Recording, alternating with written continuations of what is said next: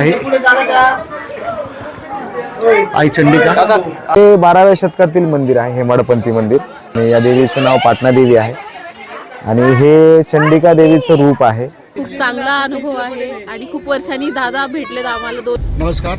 आज आम्ही निघालेलो आहे कोणतं गाव? पाटणा देवी, पाटणा देवी, गवताळा अभयारण्य. आम्ही आज शूटिंगला आहे इकडे. आमच्या देवमचं शूटिंग आहे, शिवाजी लोटन पाटील यांचं शूटिंग असल्यामुळे आज जरा निवांत आहे. आमची जरा 6 वाजता कॉल टाईम आहे, त्याच्यामुळे मी निघालो आहे. तुम्हाला दाखवतो कसं जंगल आहे किंवा काय, किती पुरातन मंदिर आहे हे सगळं दाखवतो. आम्ही सगळे आहेत, आमचे कपिल सर आहेत. Hello hello.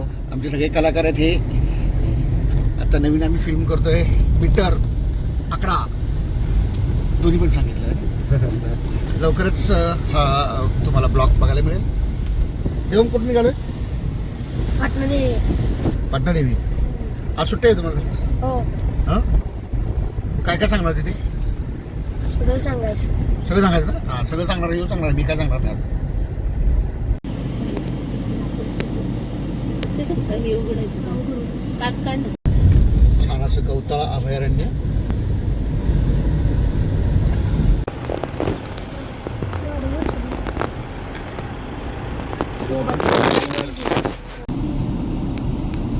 सुस्वागतम गवताळा वन्यजीव.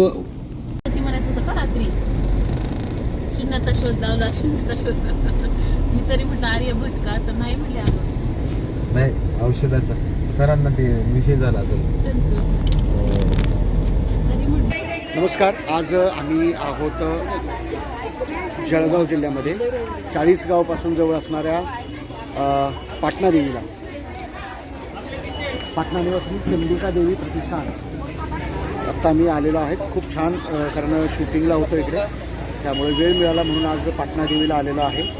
गवताळा अभयारण्य आणि हे संभाजीनगर वनक्षेत्राच्या अंडर येतं आणि जिल्हा आहे जळगाव. तेव्हा दाखवतो नंतर दर्शन वगैरे.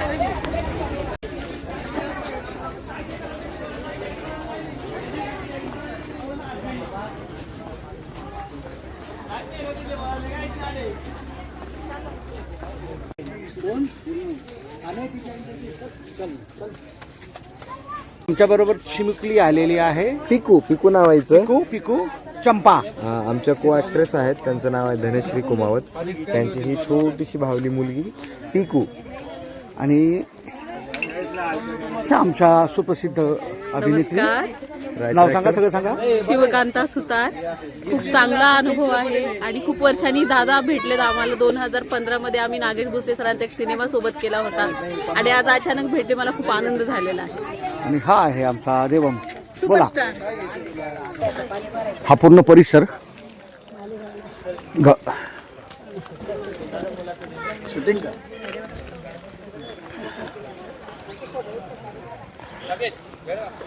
उन्हाळ्यामध्ये या जे नदी आहे काय ओढा, ह्याला पाणी असतं पूर्ण.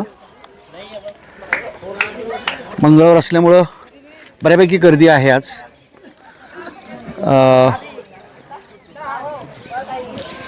40 गावच्या जवळ असणारे हे 25-26 किलोमीटर असणारे हे पाटणा देवी. नमस्कार. हा सगळा भात आहे, सगळा बघा पूर्ण. चामुंडा माता की जय. कुठून आला? 40 गावून आलो. 40 गाव. वा वा वा. काय मग कधी कधी जास्त गर्दी असते इथं? इथं नवरात्रात फुल गर्दी असते, पूर्ण गर्दी. फुल गर्दी.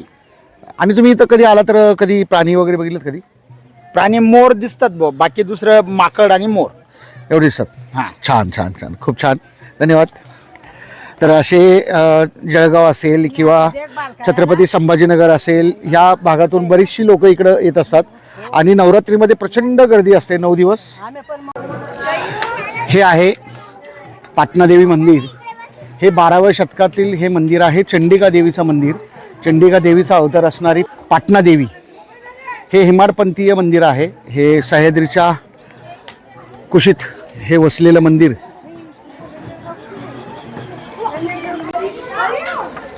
हे पूर्ण हेमाडपंथीय मंदिर आहे. म्हणजे ही जी रचना 12व्या शतकातील आहे. सह्याद्रीच्या कडाकापर्यंत असणारं हे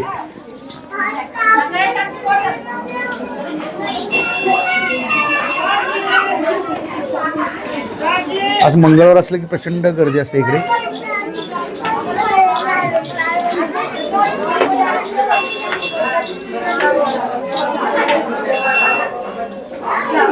हेमाडपंथीय स्थापत्य कला.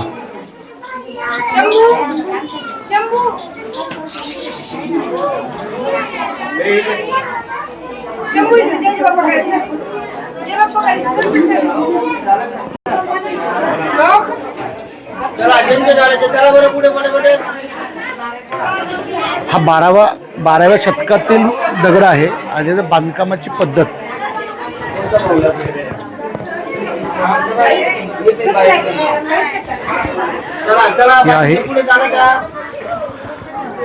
आई चंडिका ब्लॉगर आहे. अलाउड नाही म्हटले, कॅमेरा चालू आहे. कॅमेरा बंद करूया.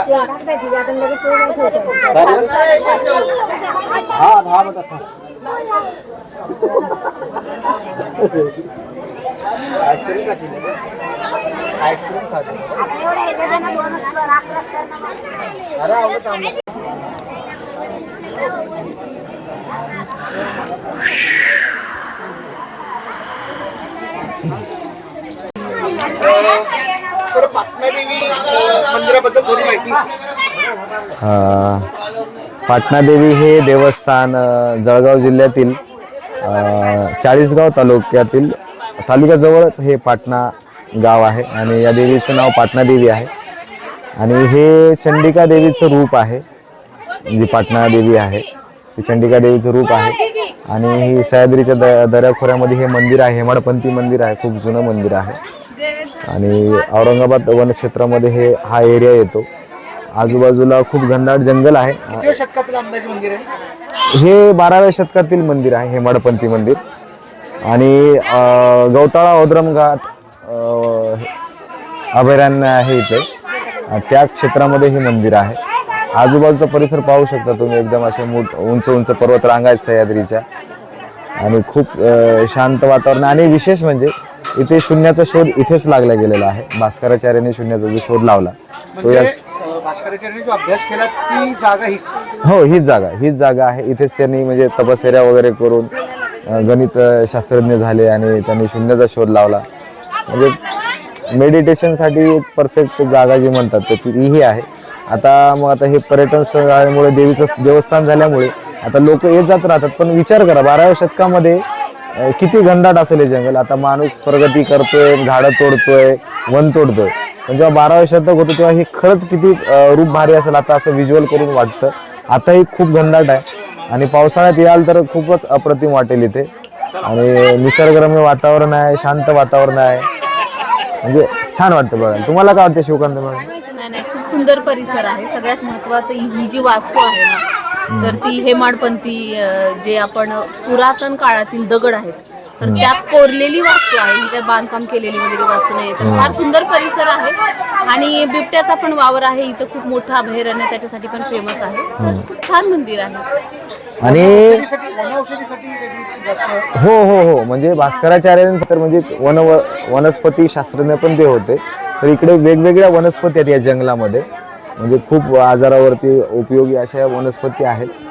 सो म्हणजे तिथेच आहे त्यांचं. हा, त्यांचं म्हणजे आश्रम आहे, पुढेच आहे भास्कराचार्यांचं. इथून लांबून कोणाला यायचं असेल तर मुक्कामाची सोय वगैरे.